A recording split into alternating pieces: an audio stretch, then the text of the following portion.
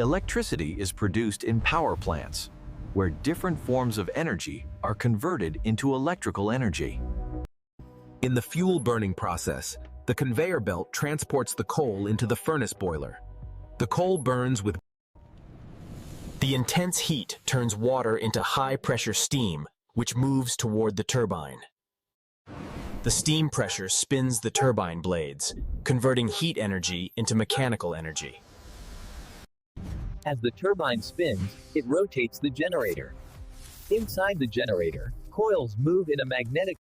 The electricity passes through a transformer, which increases the voltage for efficient long-distance transmission. High-voltage power lines carry electricity across long distances to cities and towns.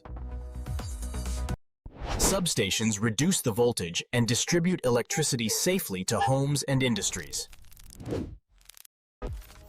This is how electricity is generated in power plants and delivered to our homes.